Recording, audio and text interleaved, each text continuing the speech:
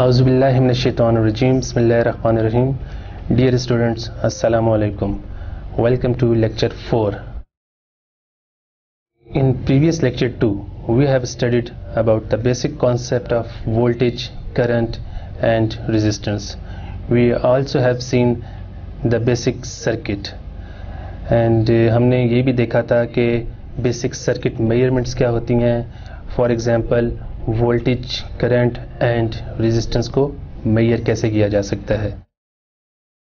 Lecture 2 में जो हमने मेन टॉपिक्स पढ़े थे वो कुछ डेफिनेशंस थी about voltage, current and resistance. Voltage is the amount of energy per charge available to move electrons from one point to another point in an electric circuit. In other words, we can say that voltage is a driving force which establishes a current in an electric circuit. The unit of voltage is volt. Similarly, हमने current के बारे में पढ़ा था that it is the rate of flow of charges और इसकी unit amperes है. और इसी तरह हमने रेजिस्टेंस के बारे में पढ़ा था कि it is the opposition to flow of currents और इसकी यूनिट ओम है. Now we start lecture 4, ohm's law. Lecture 4 के जो ऑब्जेक्टिव्स हैं उसमें हम सबसे पहले देखेंगे the relationship of current, voltage and resistance. After that we will calculate current, voltage and resistance using Ohm's law. Ohm's law. Ohm's law is a very important fundamental tool in electronics. In other words, you can say that without Ohm's law, your circuit is nothing. You cannot calculate anything in this circuit. George Simon Ohm, he is a person who studied the relationship between voltage, current and resistance, और उसने इस relation को एक फार्मूले की form में express किया है जिसको हम कहते हैं Ohm's law. In terms of current अगर हम ओम्स लॉ को देखें तो आपके पास जो फॉर्म आती है that is I is equal to V by R.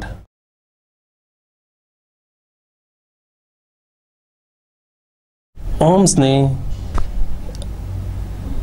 कुछ एक्सपेरिमेंट किए थे टू डिटरमिन हिज लॉ. आप देख सकते हैं इस स्लाइड में कि आपके पास जो लेफ़्ट साइड पे फिगर है उसमें आपके पास 2 वोल्ट मीटर हैं और आपके पास एक सर्किट है जिसमें आपके पास एक वेरिएबल वोल्टेज सोर्स है और इसमें एक रेजिस्टर है. इस सर्किट में हमने रेजिस्टेंस की वैल्यू को कांस्टेंट रखा हुआ है. जब हम वोल्टेज को वेरी करेंगे तो हम देखेंगे कि इसका इफ़ेक्ट करंट पे क्या होता है. आप देख सकते हैं इस फिगर में जब आपके पास वोल्टेज सपोज़ मीटर पे आप देख सकते हैं जो रेड लाइंस आपको नज़र आ रही हैं ये वोल्टेज को शो कर रही हैं. जब आपके पास वोल्टेज सपोज़ इसकी वैल्यू ये है तो आपके पास करंट की वैल्यू ये होगी जो मीटर पे आपको नज़र आ रही है. अब दूसरी फिगर में आप देखें कि जब आप वोल्टेज को इंक्रीज़ कर रहे हैं तो आपके पास करंट की वैल्यू भी इंक्रीज़ हो रही है. तो हम यहाँ से देख सकते हैं कि आपके पास current increases as you increase the voltage.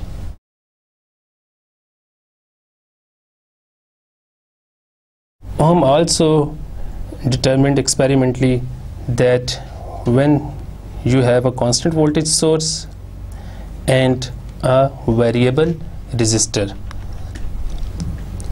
तो आप देख सकते हैं इस फिगर में जब आपके पास वोल्टेज की वैल्यू आपको नज़र आ रही है अगर ये होगी तो आपके पास करंट की वैल्यू सपोज़ ये है जो रेड लाइन से इंडिकेट किया गया है.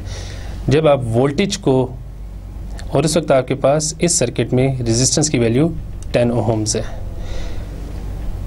आप सेकंड सर्किट में देख सकते हैं कि जब आपने वोल्टेज को चेंज नहीं किया और रेजिस्टेंस की वैल्यू को 10 से बढ़ा के 20 कर दिया है, तो इस केस में आपके पास करंट की वैल्यू कम हो रही है।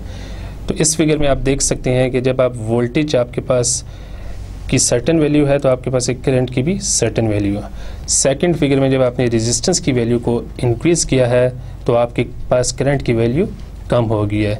So we can say that current is inversely proportional to resistance provided voltage is constant.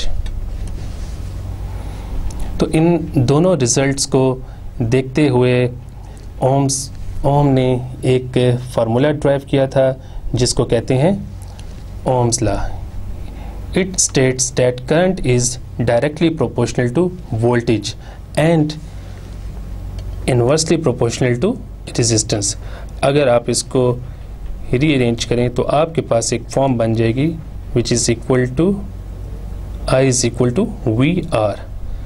आप इस इक्वेशन को रीअरेंज करके आपके पास ये दो मज़ीद फॉर्म आ सकती हैं, V is equal to IR and R is equal to V/I, where I is current and its unit is ampere, V is voltage and its unit is volt, and R is resistance and its unit is ohm। अगर हम इन quantities को current, voltage and resistance को एक table की form में show करें तो आप देख सकते हैं कि आपके पास करंट की सिंबल जो I है इसकी यूनिट एम्पेयर है, उस यूनिट की एब्रीविएशन A है। इसी तरह आपके पास जो वोल्टेज क्वांटिटी है इसका सिंबल E भी हो सकता है और V भी हो सकता है और इसकी यूनिट वोल्ट है और इस यूनिट की एब्रीविएशन V है। रेजिस्टेंस की यूनिट R है और unit of measurement of resistance is ohm और यूनिट की एब्रीविएशन ओमेगा है। अब आप देख सकते हैं यहाँ पे एक ट्रायंगल, इस ट्रायंगल को हम नेक्स्ट स्लाइड्स में देखेंगे कि ये क्या शो कर रही है। Suppose if you know the value of E and I, then from this figure you can just eliminate R from the figure and see what's left। तो अगर आप इस R को क्रॉस करते हैं तो आपके पास यहाँ पे जो इक्वेशन बचती है दैट इज़ E/I। तो जब आपको वोल्टेज और करंट की वैल्यू गिवन होगी तो आप रेजिस्टेंस की वैल्यू ऐसे फाइंड आउट कर सकते हैं। इसी तरह जब आपको वोल्टेज और रेजिस्टेंस की वैल्यू पता होगी तो you just eliminate I from the figure और आप देख सकते हैं कि जब आप I को ख़त्म करेंगे तो आपके पास बाकी क्या बचा है दैट इज़ E/R। तो आप इसको इस फॉर्म में लिख सकते हैं, current is equal to E/R। In this slide you can see that when you have the value of I and R you just delete E from this figure और आपके पास बाकी क्या बचा that is I into R। तो आप कह सकते हैं कि voltage is equal to IR। अब ये तीनों फार्मूलाज जो आपने देखे हैं, जो आपके पास आया था, एक आपके पास E is equal to IR है, दूसरा आपके पास I is equal to V/R है और तीसरा आपके पास R is equal to V/I, where E is equal to V। अब आपके पास ओम्स लॉ की ये तीन फॉर्म्स आ गई हैं। अगर आपको करंट और रेजिस्टेंस की वैल्यू गिवन है तो आप ये फार्मूला यूज़ करके वोल्टेज की वैल्यू फाइंड आउट कर सकते हैं। अगर आपको वोल्टेज और रेजिस्टेंस की वैल्यू गिवन है तो आप ये फार्मूला यूज़ करके करंट की वैल्यू कैलकुलेट कर सकते हैं। और इसी तरह अगर आपको वोल्टेज और करंट की वैल्यू गिवन है तो आप ये फार्मूला यूज़ करके रेजिस्टेंस की वैल्यू फाइंड आउट कर सकते हैं। Ohm's law, power consumption through a resistor. आपके पास जब भी रेजिस्टिव मटेरियल होगा वो रजिस्टर भी हो सकता है, वो कोई लोड भी हो सकता है। लोड में आपके पास फ़ैन भी हो सकता है, आपके पास मोटर भी हो सकती है, आपके पास बल्ब भी हो सकता है। ये तमाम चीज़ें पावर कंज्यूम करती हैं। फॉर एग्ज़ाम्पल अगर आपके पास जो फिर सिंपल एग्ज़ाम्पल हैं एवरीडे लाइफ में, that is baseboard, heaters, electric frying pans, toaster and electric light bulbs. The heater consumes power, so produce heat for warmth. The frying pan consumes power, so produce heat for general cooking. The toaster consumes power, so produce heat for cooking toast. And the electric light bulb, it consumes power and produce heat as well as light. So these are some example we see in daily life which consumes power and gives some useful application. Ohm's law को अगर आप एक table की form में देखना चाहें तो आप देख सकते हैं कि आपके पास ओम्स लॉ में you have 3 basic quantities, resistance, current and voltage. इसको याद रखने का अच्छा तरीका ये है कि आप इस टेबल को 2-3 दफ़ा रिवाइज़ करें, आप इसको अच्छी तरह याद कर लें तो ओम्स लॉ आपको कभी नहीं भूलेगा। तो ओम्स लॉ में जैसे कि हमें पता है कि there are 3 quantities, resistance, current and voltage. Resistance की definition the opposition to the flow of current, current की डेफिनेशन है the flow of electrons through a circuit, and voltage is basically the potential difference, in other words a driving force in an electric circuit. Resistance की जो symbol है that is are, current की जो symbol है that is I, end voltage की symbol we है। तो जैसे हम पिछली स्लाइड्स में देख चुके हैं कि अगर आपके पास वोल्टेज और करंट गिवन हो तो आप रेजिस्टेंस की वैल्यू इस फार्मूला से फाइंड आउट कर सकते हैं। इसी तरह आपको वोल्टेज और रेजिस्टेंस की वैल्यू गिवन हो तो आप करंट इस फार्मूले से फाइंड आउट कर सकते हैं। And similarly if you have the values of current and resistance then you can calculate the voltage from this formula. Resistance का जो लेबल है, जो यूनिट है दैट इज़ ओमेगा, और आप उसको इससे रिप्रेजेंट करते हैं। करंट की यूनिट एम्पियर है, उसको आप ए से रिप्रेजेंट करते हैं। वोल्टेज की यूनिट वोल्ट्स है और इसको आप वी से रिप्रेजेंट करते हैं। अब इसमें जो एक नई चीज़ आप इस टेबल में देख रहे हैं कि रेजिस्टेंस डिपेंड किसके ऊपर कर रहा होता है, करंट डिपेंड किसके ऊपर कर रहा होता है, और वोल्टेज डिपेंड किसके ऊपर कर रही होती है। सबसे पहले हम बात करते हैं रेजिस्टेंस की। Resistance depends upon the size of the wire. अगर आपके पास थिक वायर होगी तो लेस रेजिस्टेंस होगी। मीन्स कि अगर आपके पास एक वायर है जिसका साइज मोटा है तो उसमें उसकी रेजिस्टेंस कम होगी। अगर इसी तरह आपके पास एक थिन वायर है, बारीक वायर है, तो उसकी रेजिस्टेंस ज़्यादा होगी। इसी तरह अगर आपके पास एक लॉन्ग वायर है तो उसकी रेजिस्टेंस ज़्यादा होगी, और अगर आपके पास एक शॉर्ट वायर है तो उसकी रेजिस्टेंस कम होगी। तो इसमें आपने देखा है कि रेजिस्टेंस की वैल्यू वायर की लेंथ और साइज पे डिपेंड कर रही होती है। करंट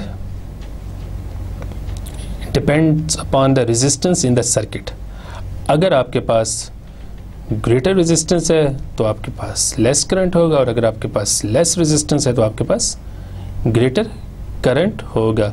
इस रिलेशन को हम पहले पढ़ भी चुके हैं कि current is inversely proportional to resistance. अगर रेजिस्टेंस की वैल्यू ज़्यादा होगी तो करंट की वैल्यू कम होगी, और अगर करंट की वैल्यू कम होगी तो रेजिस्टेंस की वैल्यू ज़्यादा होगी।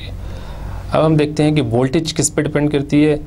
Voltage depends upon the voltage source.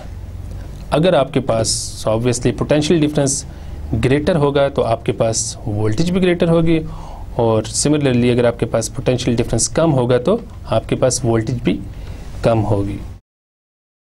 अब हम बात करते हैं the linear relationship of current and voltage. in resistive circuits, current and voltage are linearly proportional. Linear means that if one of the quantities is increased or decreased by a certain percentage, the other will also increase or decrease by the same percentage, assuming that the resistance is constant in value. Resistive circuits कौन से होते हैं? Resistive circuits वो circuit होते हैं जिसमें आपके पास सिर्फ रेजिस्टर्स होते हैं. आपके पास सिर्फ टू मेन क्वांटिटीज़ होती हैं, एक वोल्टेज सोर्स और बाकी उस सर्किट में जितने भी कंपोनेंट्स होते हैं वो सिर्फ रेजिस्टर्स होते हैं. उन सर्किट्स को हम रेजिस्टिव सर्किट्स कहते हैं. Current and voltage are linearly proportional. It means when you double the voltage value, the current will also doubled. Similarly, if you triple the value of voltage, the value of current will also tripled. एक example से इसको समझने की कोशिश करते हैं. इस circuit में आप देखें कि आपके पास एक वोल्टेज सोर्स है और एक रेजिस्टर है. वोल्टेज सोर्स की वैल्यू आपको गिवन है 10 वोल्ट और रेजिस्टर की वैल्यू आपको गिवन है 4.7 किलो ओम्स. तो इस सर्किट का जो डाटा है सबसे पहले हम वो लिखते हैं. Voltage is given 10 volt and resistance की वैल्यू आपके पास आती है 4.7 kilo ohms. Current is equal to V by R. तो V अगर आप 10 इसमें पुट करेंगे और R की वैल्यू आप इसमें 4.7 किलो ओम पुट करेंगे तो आप जब इसको सिंप्लीफाई करेंगे तो आपके पास करंट की वैल्यू आ जाएगी 2.13 मिली एम्पियर्स. इट मीन्स कि जब आपके पास वोल्टेज की वैल्यू 10 वोल्ट थी तो आपके पास करंट की वैल्यू आ गई है 2.13 मिली एम्पियर. इसी तरह जब आप वोल्टेज की वैल्यू को 10 से बढ़ा के 30 कर दें, मतलब 3 टाइम्स आप इसको ज़्यादा कर दें, तो तब आपके पास करंट की वैल्यू क्या होगी. तो अगेन इस फार्मूला में हम वोल्टेज की वैल्यू 30 पुट करते हैं और करंट की वैल्यू रेजिस्टेंस की वैल्यू आपके पास 4.7 किलो ओम ही होगी. जब आप इसको सिंप्लीफाई करेंगे तो आपके पास करंट की वैल्यू आ जाएगी 6.38 मिली एम्पियर. तो आपने देखा है कि जब आपके पास वोल्टेज 10 वोल्ट थी तो आपके पास करंट आया था 2.13 मिली एम्पियर और जब आपके पास वोल्टेज 30 वोल्ट हो गई तो आपके पास करंट की वैल्यू आ गई 6.38 मिली एम्पियर. सो जब आपने वोल्टेज को 3 टाइम्स इंक्रीज किया तो करंट भी आपके पास 3 टाइम्स इंक्रीज हो गया. तो इस एग्जांपल में we have learned that voltage और करंट में एक लीनियर रिलेशनशिप होता है. एक वैल्यू को आप बढ़ाएंगे तो दूसरी भी उसी रेशो से बढ़ेगी और एक वैल्यू के जितना आप कम करेंगे तो दूसरी भी उसी रेशो से कम होगी. अब हम बात करते हैं linear relationship of current and voltage कि वोल्टेज और करंट में क्या रिलेशनशिप है. ये आपके पास एक सर्किट है जिसमें आपके पास एक वेरिएबल वोल्टेज सोर्स है जिसमें आपके पास वोल्टेज की वैल्यू 10 से 100 वोल्ट्स तक वेरी कर रही है. ये आपके पास एक रेजिस्टर है जिसकी वैल्यू 10 ओम है जो कि फिक्स्ड है और ये आपके पास एमीटर है जिससे हम करंट मेजर करेंगे सर्किट में.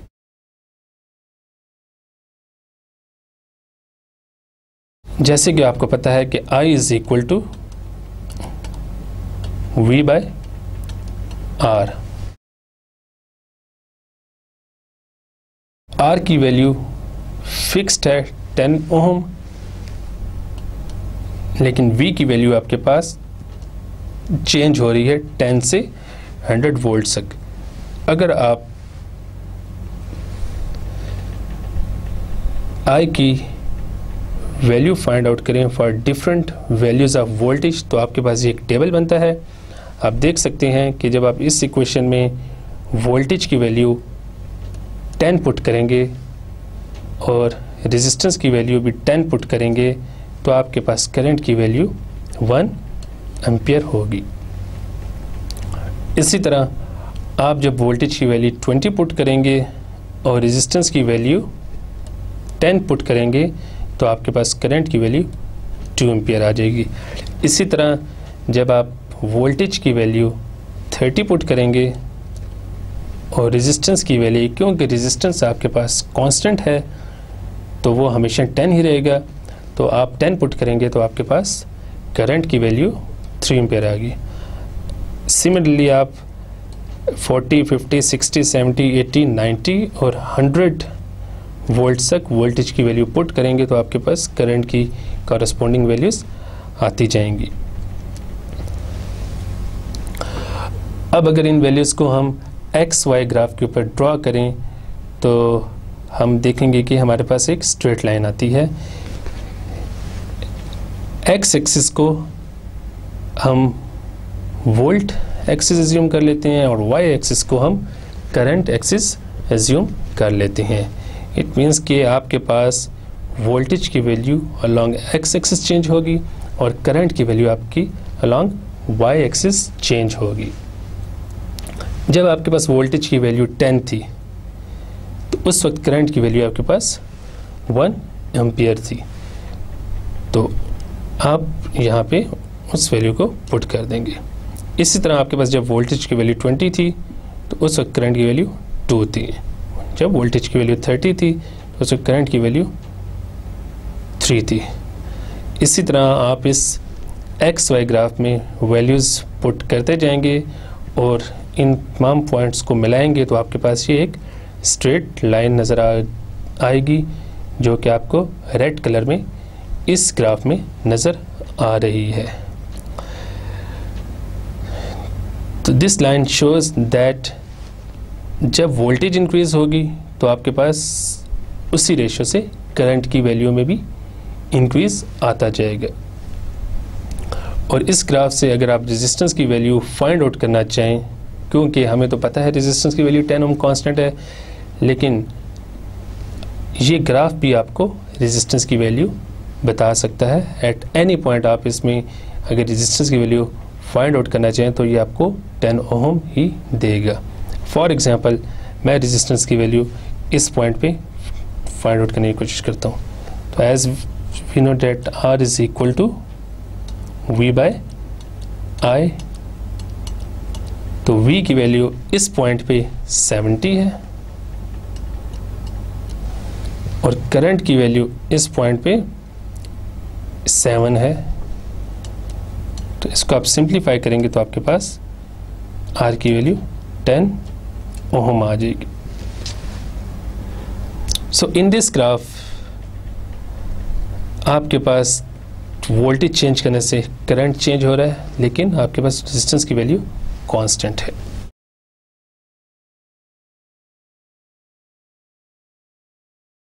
अब हम एक एग्जांपल सॉल्व करते हैं। Assume that you are measuring the current in a circuit that is operating with 25 volt. The ammeter reads 50 milliampere. Later you notice that the current has dropped to 40 milliampere. Assuming that the resistance did not change, you must conclude that the voltage source has changed. How much has the voltage changed and what is its new value? Let's calculate it. हमें जो data given है सबसे पहले हम वो लिखते हैं।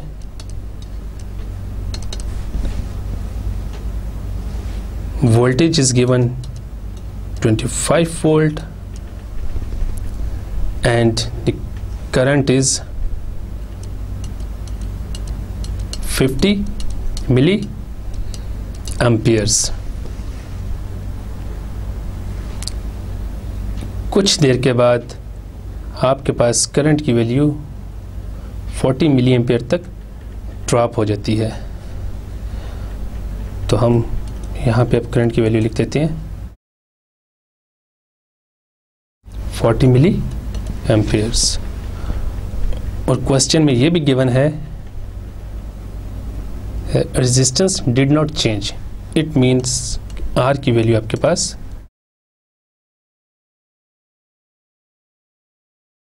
Constant है। इस डाटा से हम आर की वैल्यू फाइंड आउट करते हैं। As we know R is equal to V by I.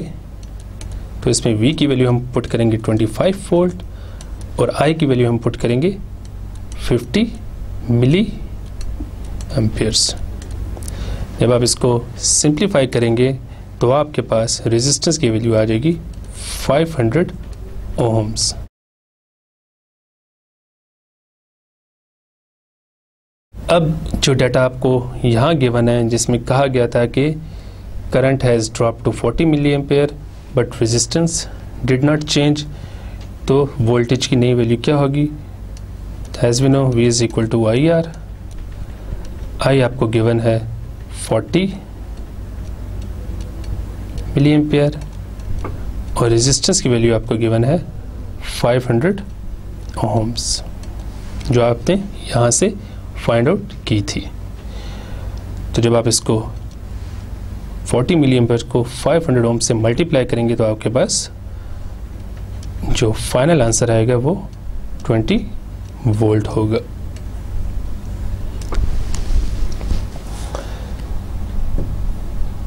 तो आप देख सकते हैं कि इनिशियली आपके पास वोल्टेज 25 थी और उस वक्त करंट आपके पास 50 मिली एम्पेयर था और अब आपके पास वोल्टेज 20 आ गई जब करंट आपके पास 40 मिली एम्पेयर है। इट मीन्स कि जब आपका करंट 40 मिली एम्पेयर तक ड्रॉप हो गया है, 50 से 40 पे चला गया है, तो वोल्टेज आपकी 25 वोल्ट से 20 वोल्ट में शिफ्ट हो जाएगी। मीन्स कि आपके पास 5 वोल्ट का ड्रॉप आएगा।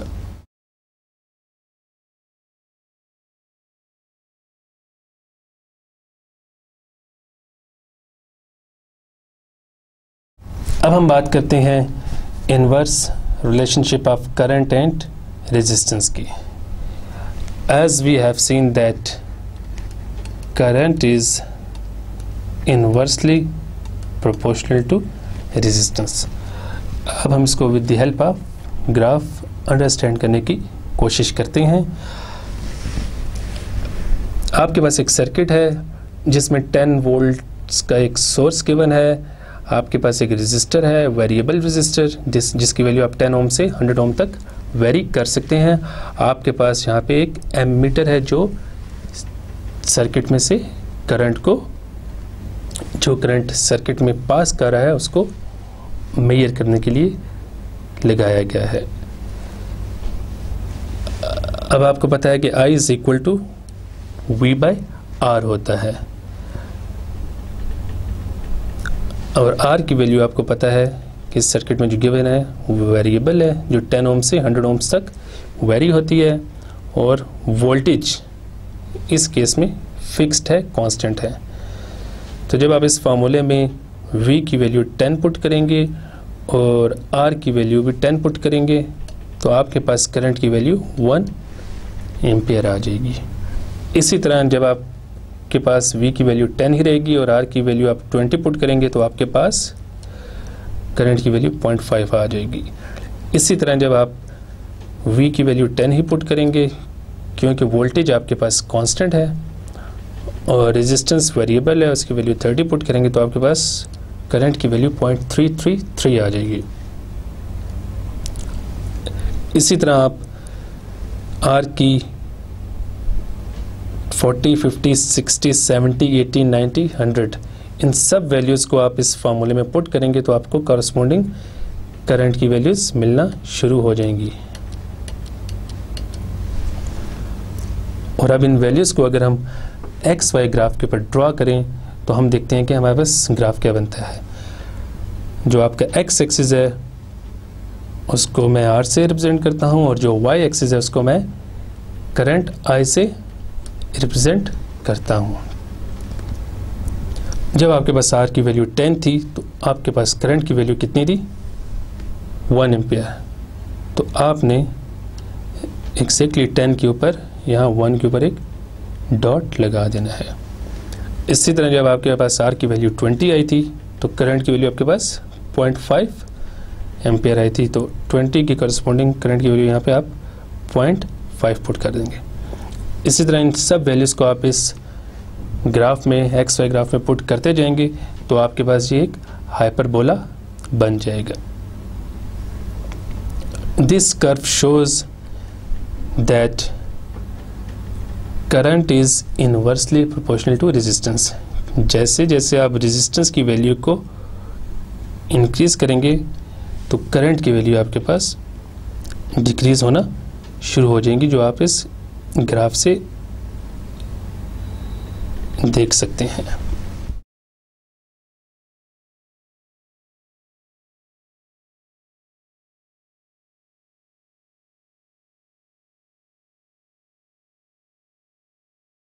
कैलकुलेटिंग करंट, एक क्वेश्चन सॉल्व करते हैं। How many amperes of current are in the following circuit.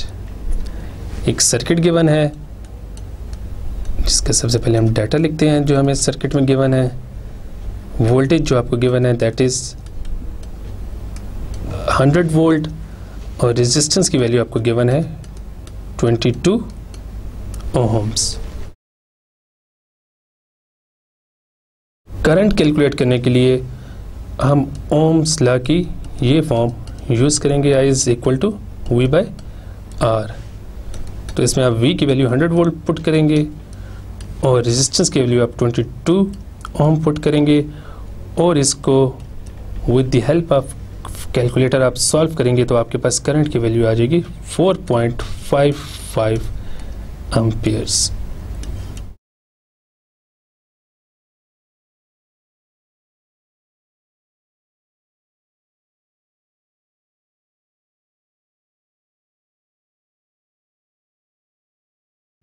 In electronics आप देखेंगे कि आपके पास रेजिस्टेंस की जो वैल्यू है वो 1000 ऑफ ओम्स से लेके मिलियंस ऑफ ओम्स तक जाती हैं।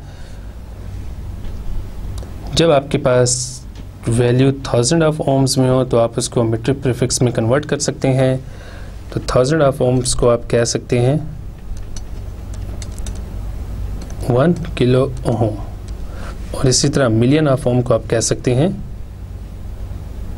1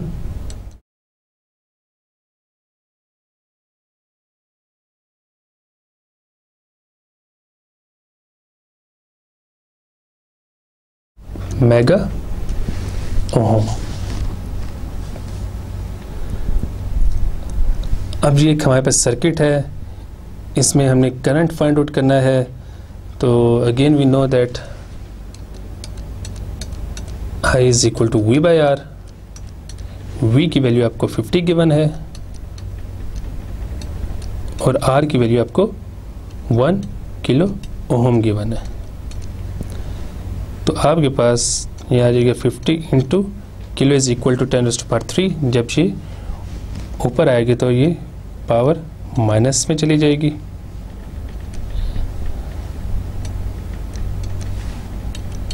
तो ये बन जाएगा 50 इंटू 10⁻³ एम्पियर। अब -3 एम्पियर को अगर आप मीट्रिक प्रीफिक्सेस की फॉर्म में लिखें तो आपके पास बन जाएगा 50 milli ampere.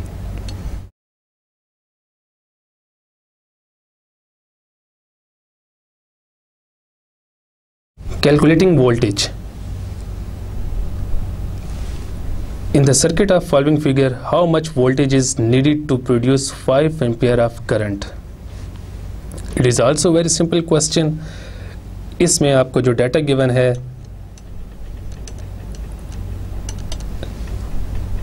that is current which is 5 ampere and resistance which is 100 ohm. As we know, V is equal to IR. I में आप 5 एम्पियर पुट करें, R में आप 100 ओम पुट करें, और इन दोनों को आप मल्टीप्लाई करेंगे तो आपके पास वोल्टेज जो आएगी वो 500 वोल्ट होगी।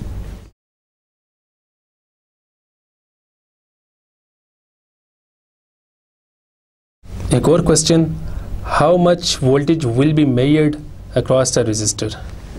इस सर्किट में आप देखें तो आपको टोटल करंट गिवन है विच इज़ 5 मिली एम्पियर, आपको इसमें रेजिस्टर की वैल्यू गिवन है विच इज़ 56 ओम। हम डाटा लिखते हैं, current is equal to 5 milli ampere and voltage हमने फाइंड आउट करनी है, और रेजिस्टेंस की वैल्यू आपको गिवन है 56 ओम। अगेन हम ओम्स लॉ यूज़ करेंगे, V is equal to IR, और इसमें आप जब वैल्यू पुट करेंगे और इन दोनों को मल्टीप्लाई करेंगे 5 मिली एम्पियर को और 56 ओम को, तो ये आपके पास बन जाएगा 280 मिली वोल्ट।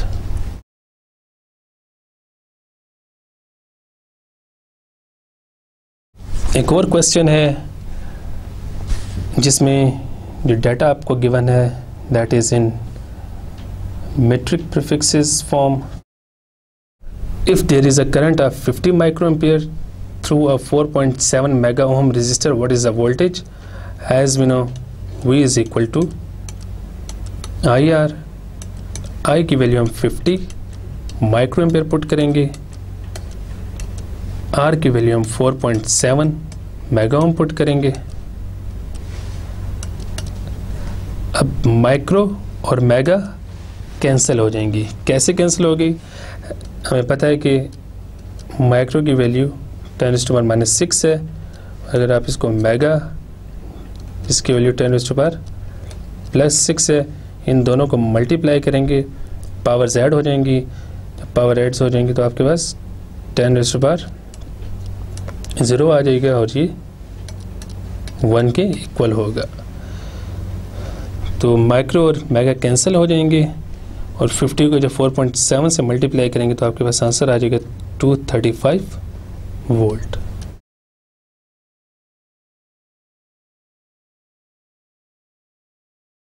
अब हम देखते हैं कि रेजिस्टेंस कैसे कैलकुलेट की जा सकती है in a basic electric circuit. In the circuit of following figure, how much resistance is needed to draw 3.08 ampere of current from the battery. अब इस सर्किट में आपको Vs गिवन है which is equal to 12 volt, आपको total current given है which is equal to 3.08 amperes, और आपको यहाँ पे रेजिस्टेंस की वैल्यू फाइंड आउट करनी है।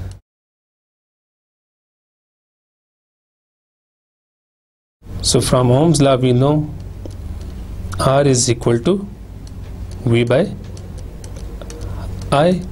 तो V की वैल्यू आप 12 पुट करेंगे, I की वैल्यू आप 3.08 पुट करेंगे और इसको सिंप्लीफाई करेंगे तो आपके पास रेजिस्टेंस की वैल्यू आ जाएगी 3.90 ओम।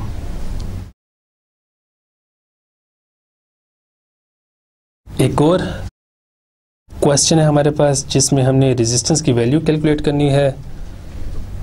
Suppose that the ammeter in figure indicate 455 milli ampere of current and the volt meter reads 150 volt. What is the value of R? आपके पास एक वोल्ट मीटर है और एक एम मीटर है जिनकी मदद से हम वोल्टेज और करंट मेजर कर रहे हैं। तो जो वोल्टेज हमें गिवन है source voltage that is 150 volt and जो करंट हमें गिवन है सर्किट में से जो पास कर रहा है दैट इज 455 मिली एम्पियर।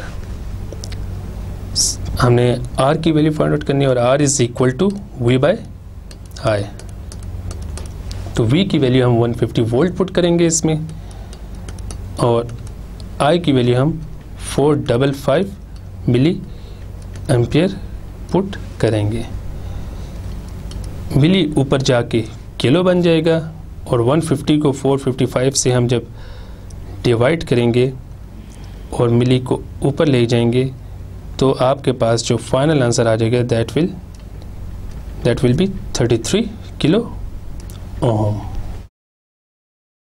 और इसके साथ ही आज का लेक्चर कंप्लीट होता है। अल्लाह हाफिज़।